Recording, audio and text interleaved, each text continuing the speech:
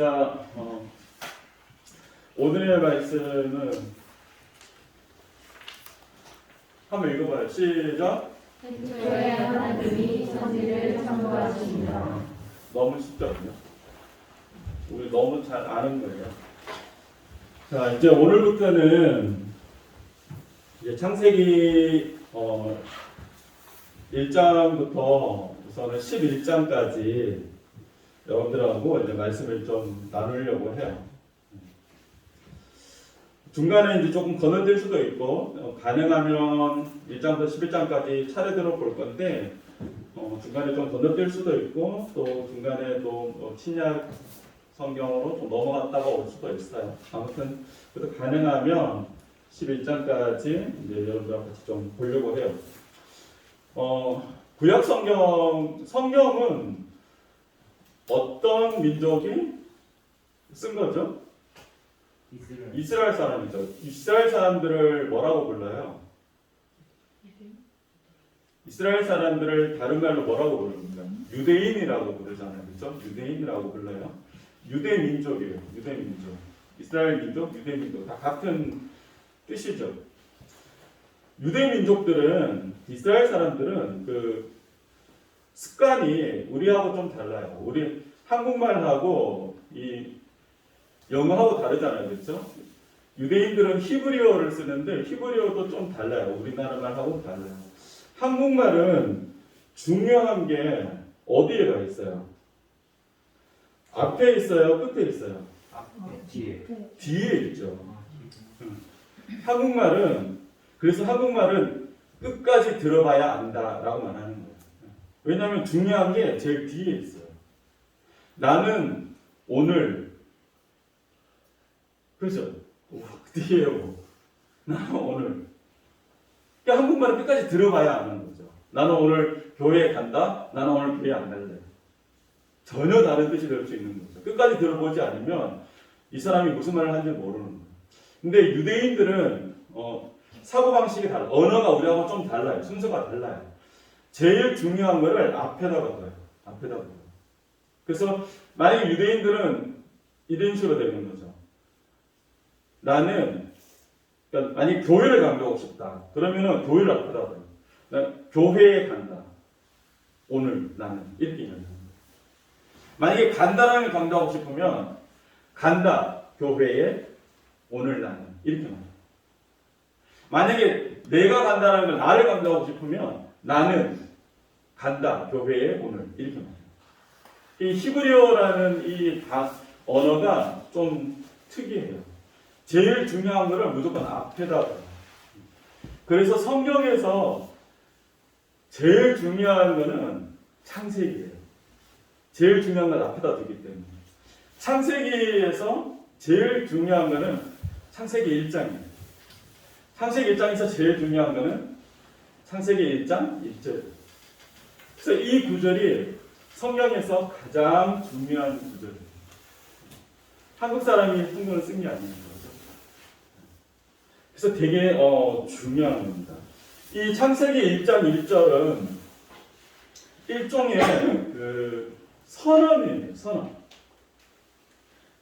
창세기 1장 1절은 선포하는 거예요. 선언하는 거예요. 여러분, 이 선언의 의미가 무엇일까요? 선언. 선언한다, 선포한다. 정확한 뜻의 의미가 뭘까요? 목사님이 전에 한번 이야기 줬죠? 뭐 하다가 성경 읽다가 막히면 어디에다 물어보라고? 네이버에게 물어보라고. 목사님도 네이버에 물어봤어요. 그래서 이렇게 나오더라고요. 국가나 집단이 자기의 방침, 의견, 주장 따위를 외부에 정식으로 표명함. 이게 선언의 그 사전적인 의미입니다. 네이버에 국어사전 치면 이렇게 나와요. 자, 예를 들면 가장 최근에 예를 들면은 러시아의 푸틴 대통령이 우크라이나를 보호한다는 명목이죠. 명목은 그럴듯해요. 보호한다는 명목으로 침공했어요. 침공하겠다고 선언했죠. 국제사회에 선언했어요. 그게 선언이에요. 선언이에요. 자, 그러면 이제 이 선언을 한 다음에, 사실 선언은 뭐 그런 나라의 대표가 선언할 수도 있고 또 목사님이 선언할 수도 있고 여러분들도 선언할 수 있죠. 여러분들도 선포할 수 있는 거죠. 사실 누구나 다 할 수 있는 게 선포예요. 자, 그런데 선포를 했을 때, 선언을 했을 때 그 다음 이제 반응이 있다는 거죠. 어떤 반응이 있을까요? 선포를 했을 때 대응이 나오는 거예요. 사람들에게. 푸틴 대통령이 내가 우크라이나를 이제 침공하겠다 선포를 했어요. 전쟁하겠다 선포했죠. 반응이 나오죠. 어떤 반응이 나오냐면 첫 번째는 대항해요. 이렇게 선포하자 우크라이나에서 어떤 반응을 보였어요? 싸우겠다. 웃기지 마라. 싸우겠다. 대항하겠다. 우크라이나에서 그렇게 반응했죠. 미국도 마찬가지죠. 침공하지 마라. 네가 침공하면 우리는 우크라이나를 도울 거다. 유럽도 마찬가지죠. 유럽들도 EU 국가들도 우리는 우크라이나를 도울 거다. 너희들은 잘못됐다. 한국도 반대 성명을 냈죠. 그죠? 그래서 누군가가 선언을 했을 때 거기에 대한 그 반응으로 대항하는 게 있어요. 그 다음에는 방관하는 게 있어요. 방관한다는 게 뭔지 알죠? 못 본 척하는 거죠. 어떤 나라가 못 본 척하고 있을까요? 그렇죠. 대표적으로 중국이 그렇게 하고 있어요. 사실 중국은 러시아를 도와주고 싶죠. 그런데 러시아를 도와줬다가는 국제사회에서 자기들도 큰 피해를 입게 되잖아요. 그러니까는 못 본 척하고 있는 거죠. 그죠? 그래서 사실 방관하고 있어요. 중국은 대표적으로 방관하고 있는 거죠. 자, 그런데 그 다음 세 번째 반응은 순응하는 반응이 또 있어요. 그 선언에 내가 순응하는 거죠. 동조하는 거죠. 동의하는 거죠. 대표적으로 어떤 나라가 그렇게 하고 있을까요? 체첸이라는 국가가 그렇게 하고 있는 거죠. 체첸의 대통령이 푸틴 대통령하고 굉장히 친한 사이에 있거든요.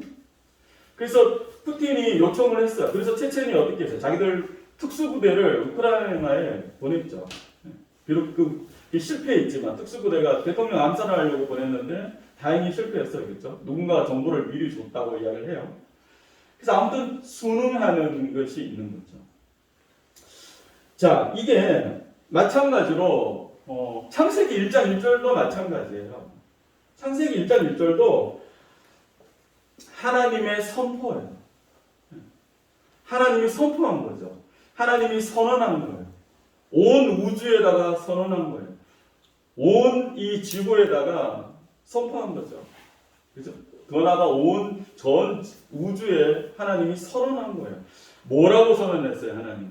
푸틴은 우크라이나를 쳐들어가겠다라고 선포했어요. 하나님은 창세기 1장 1절에서 무엇을 선포했습니까? 뭘 선포했어요? 내가 세상을 창조했다. 그걸 선포했나요? 하나님이 내가 세상을 창조했다라는 뜻은 뭘 선포한 거냐면 내가 세상의 주인이다라는 걸 선언한 거예요. 내가 이 우주의 주인이야 이렇게 선포한 거죠. 여러분 좀 느낌이 달라요. 그렇죠? 내가 세상을 창조했어 이렇게 말하는 거하고 내가 세상의 주인이야 이렇게 말하는 거하고 좀 느낌이 다르죠. 하나님은 창세기 1장 1절에서 내가 천지를 창조했다, 내가 창조했다는 걸 선포했는데 그 이면의 뜻은, 속뜻은 뭐냐면 내가 주인이다. 그걸 선포한 거죠. 자, 선포 다음에 뭐가 있다고요? 선포 다음에는 반응이 있어요. 그죠? 선포 다음에는 반응이 있어요. 똑같아요. 하나님이 이제 선포했어요. 그럼 여기에 대해서 반응을 하는 거죠. 어떤 사람은 어떻게 해요? 반항해요. 그렇죠? 반항하죠. 웃기고 있네. 이렇게 말해요. 야, 뭔 소리야. 이 우주는 45억 년 전에 빅뱅으로 인해서 시작된 거야. 빅뱅 소리하고 뭘 하나님이 만들어. 반항하는 사람들이 있어요. 그렇죠? 분명히 있습니다. 자, 어떤 사람들은 방관했죠. 그래서 어쩌라고. 어쩔, 이렇게 이야기하는 거죠. 그래서 하나님이 그래 만들어, 주인이야? 그래, 알았어. 그래, 주인 해. 나는 내 대로 살 거야. 주인이면 어쩌라고. 방관하는 거죠. 적극적으로 대항하지는 않지만 그냥 방관해요. 나하고는 상관없어. 이렇게 이야기하는 거죠. 그럼 예수님을 믿는 사람은 어떻게 해요? 예수 믿는 사람은 순응하는 거죠. 그렇죠? 그렇습니다. 맞습니다. 그렇게 이야기하는 거죠. 그리고 하나님을 따라가겠습니다. 결단하는 거죠. 그렇죠? 똑같아요. 선포 다음에는 이렇게 세 가지 반응이 나오는 거예요. 자, 그래서 중요한 것은 여기에 대해서 이제 여러분들의 반응은 무엇입니까? 목사님이 여러분들에게 도전하고 싶은 건 이 질문이에요. 여러분들의 반응은 무엇이에요? 여러분들 이 하나님은 지금 어떻게 이야기하고 있는 거냐면 내가 너의 주인이야 라고 이야기하는 거예요. 너 네 삶의 주인은 네가 아니고 내가 네 삶의 주인이야 이렇게 선포한 거예요. 여기서 여러분들의 반응은 뭡니까? 웃기고 있네. 내가 내 삶의 주인이지 뭔 하나님의 주인이야 이렇게 말합니까? 아니면 네 그래 알겠어요. 하나님 주인 하세요. 그러고 여러분들 마음대로 살아갑니까? 아니면 네 그렇습니다 하나님 주인이십니다. 그리고 하나님의 말씀대로 살아가려고 애를 쓰고 있습니까? 이 세 가지 중에 하나의 반응을 여러분들이 하고 있는 거예요. 누구나 다 그렇게 하고 있어요. 안 믿는 사람들도 그렇게 하고 있고 믿는 사람들도 그렇게 하는 거예요. 그래서 여러분들이 이걸 고민해야 되는 거죠. 나는 어떻게 반응할 것인가? 하나님의 그 선포에 나는 어떻게 반응할 것인가? 이걸 여러분들이 고민해야 되는 거예요. 우리 솔직히 말하면 그렇죠. 교회를 다니고 하나님을 믿는다. 그렇게 하죠. 여러분들 너 교회 다니니? 네. 너 하나님 믿어? 네. 이렇게 말하잖아요. 그죠? 하나님을 믿는다고 우리 이야기를 해요.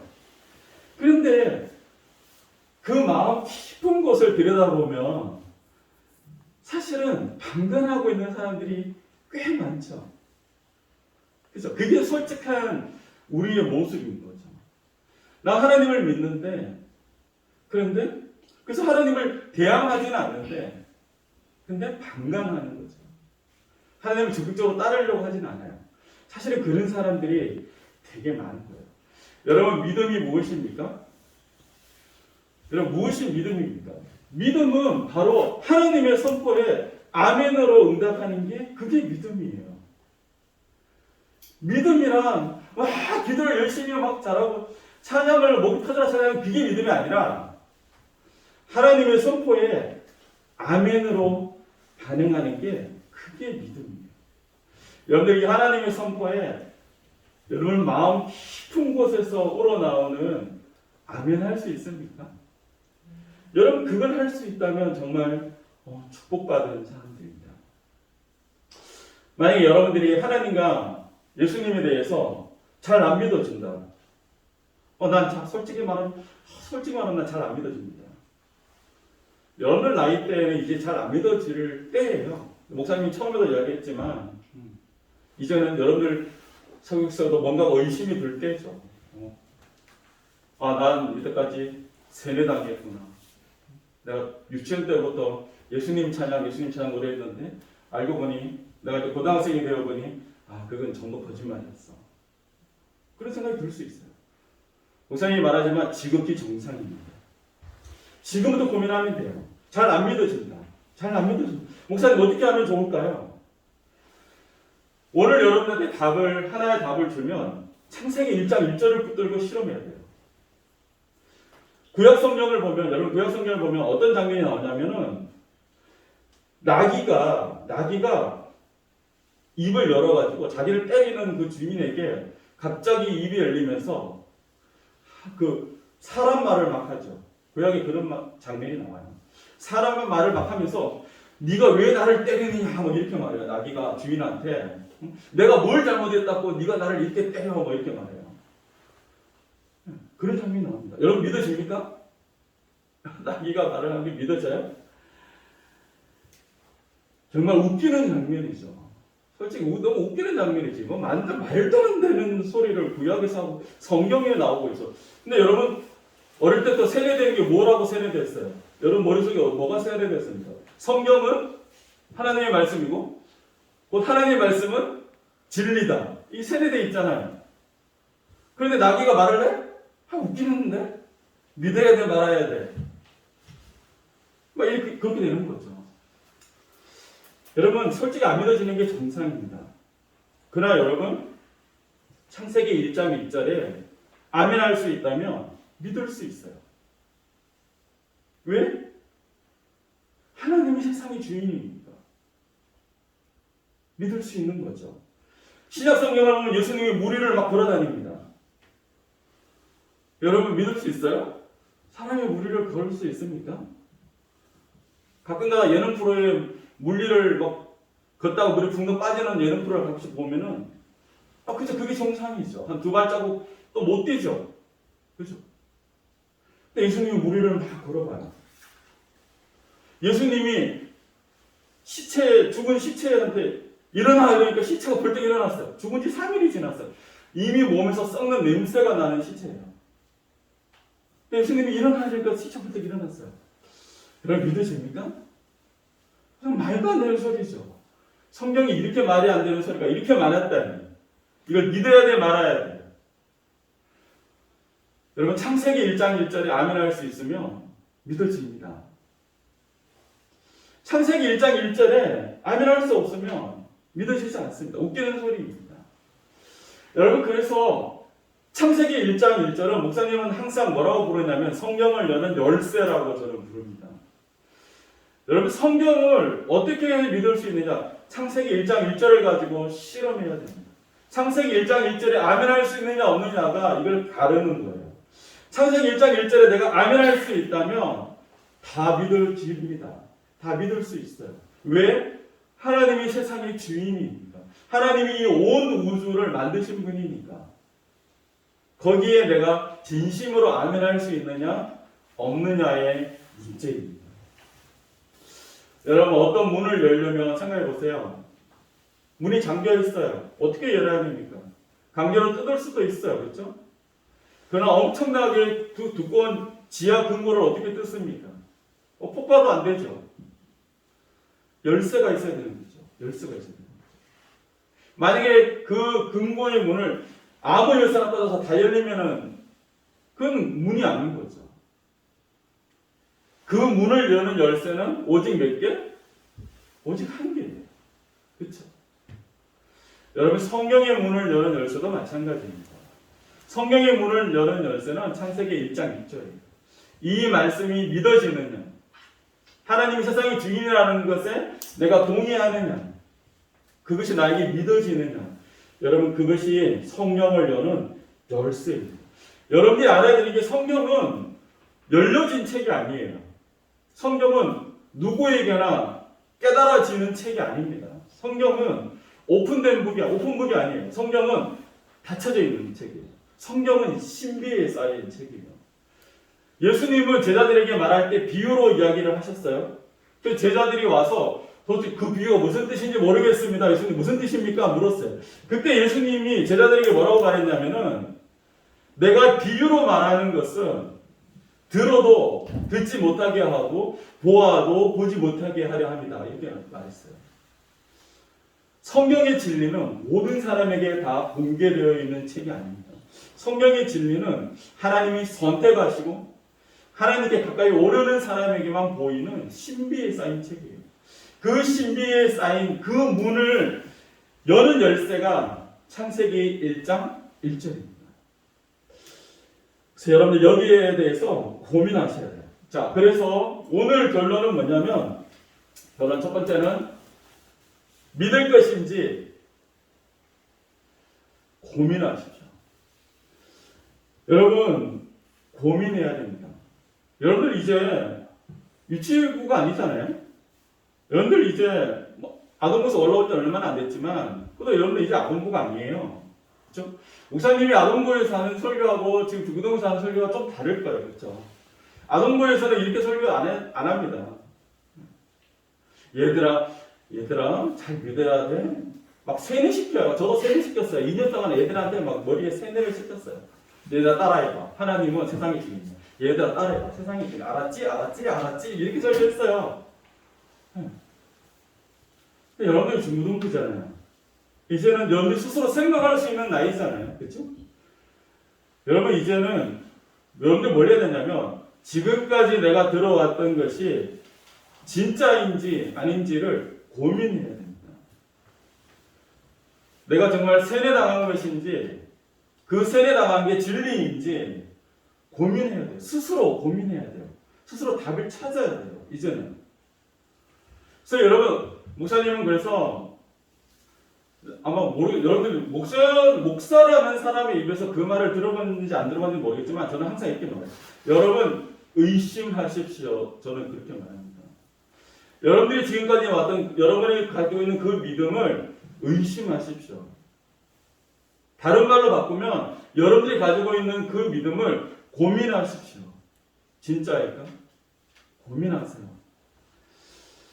자, 그리고 두 번째는 고민을 하시고 만약에 믿을 것이라면 내가 고민을 했어요. 난 믿어야 되겠다. 여러분 믿을 것이라면 뭘 해야 될까요? 결단해야 됩니다. 여러분 믿는다 하면서 내가 믿는다 이제 난 믿어야지. 아 그래 나는 믿을 거야. 그러면서 살아가는 모습은 세상 사람하고 똑같다면 뭐가 잘못되어 있는 거죠. 예수 믿는 사람은 믿지 않는 사람과 살아가는 모습이 달라야 됩니다. 그래서 여러분 믿음은 결단이에요. 결단할 수 있어야 됩니다. 예수님은 어떻게 말했냐면 예수님은 사람이 하나님과 돈을 겸하여 섬길 수 없다라고 말했어요. 마태복음에 보면은 사람이 하나님과 돈을 겸하여 섬길 수 없다 이렇게 말했어요. 이 무슨 의미입니까? 돈을 벌지 말라는 건가요? 너 부자 되면 안 된다는 뜻인가요? 그건 아니죠. 그렇죠? 아니에요. 여러분 부자가 돼도 돼요. 돈 많이 벌어도 돼요. 괜찮아요. 예수님이 말한 건 뭡니까? 하나님을 따라가는 삶의 모습과 세상을 따라가는 삶의 모습이 같이 공존할 수 없다라는 뜻이에요. 세상의 사고방식과 하나님을 따라가는 사고방식은 전혀 다른 거예요. 전혀 다른 거예요. 같이 있을 수 없어요. 왜 그럴까요? 세상의 사고방식은 뭐냐면 여러분 학교에서 배우는 게 뭡니까? 여러분 학교에서 우리 여러분들 뭘 배워요? 목사님 또 저기 다 마찬가지예요. 우리가 다 학교에서 뭘 배웠어요? 세상의 주인은 누굽니까? 나잖아요. 우리가 학교에서 배우는 게 그거예요. 세상에서 배우는 게 그거죠. 세상의 주인공은 너야. 네 삶의 주인공은 누구예요? 내 삶의 주인공은 나잖아요. 그래서 어떻게 하라는 거죠? 어떻게 하라는 거예요? 최선을 다하라는 거죠. 뜻은 좋아요. 최선을 다해서 네 삶을 네 스스로 개척하고 성공해라. 학교에서 우리 배우는 게 그거잖아요. 그래서 열심히 공부하고 절대 나쁜 것이 아닙니다. 절대 나쁘지 않아요. 좋아요. 괜찮아요. 그런데 우리가 믿는 성경은 반대로 얘기를 하는 거죠. 성경은 어떻게 이야기를 합니까? 세상의 주인은 내가 아니라 하나님인 거죠. 그래서 신자는 어떻게 살아야 됩니까? 나의 뜻대로 살아가는 것이 아니라 하나님의 뜻대로 살아가는 것이 믿는 사람인 거죠. 세상의 사고방식과 하나님을 따라가는 사고방식은 공존할 수 없는 거예요. 그래서 우리에게 필요한 게 뭐냐면 결단하는 게 필요한 거예요. 결단하는 게 필요한 거죠. 여러분 어떻게 결단할 것입니까? 여러분들이 예수님을 믿기로 생각했다면 결단해야 돼요. 나의 생각을 내려놓고 세상의 주인이 내가 아니라는 것을 알고 하나님이 주인이십니다. 고백할 수 있어야 돼요. 하나님 나에게 길을 보여주십시오. 내가 하나님의 길을 쫓아가겠습니다. 기도할 수 있어야 되는 거죠. 그래서 여러분 결단해야 됩니다. 자, 그리고 마지막 세 번째는 믿었다면, 그래서 결단하고 믿었다면 그 다음에는 뭘 해야 될까요? 마지막 세 번째는 행동해야 됩니다. 행동해야 돼요. 여러분 우리 인간이 사실은 참 치사한 거예요. 인간이 참 사실은 정말 비열해요. 왜냐하면 결단까지 해놓고도 행동 안 해요. 내가 결단을 했어. 내가 고민을 다 했어요. 그리고 내가 예수님을 믿어야 되겠다. 그래 결단을 했어. 이제 예수님 기도도 하는 거죠. 예수님 이제 제 뜻대로 살지 않고 하나님 뜻대로 살겠습니다. 결단하는 거죠. 근데 막상 이제 행동을 해야 되잖아. 그렇잖아요. 하나님 뜻대로 살아갈 행동을 해야 되는데 행동을 하려니까 갑자기 불안해지는 거예요. 하나님 내 뜻이 아니라 하나님 길을 따라갔다가 잘못되면 어떡하지? 불안한 거죠. 갑자기 앞이 안 보여요. 계산기를 막 머릿속에 계산기를 두들기는데 답이 안 나와. 두려워지는 거죠. 불안하고 두렵고 용기가 안 나. 왠지 하나님의 길을 따라가면 이제부터는 이제 게임도 안 해야 될 것 같고 하나님의 길을 따라가면 이제는 영화도 안 봐야 될 것 같고 막 맨날 성경만 보고 기도만 하고 거룩하게 살아야 될 것 같고 하기 싫은데 막 그래서 행동을 안 하는 거죠.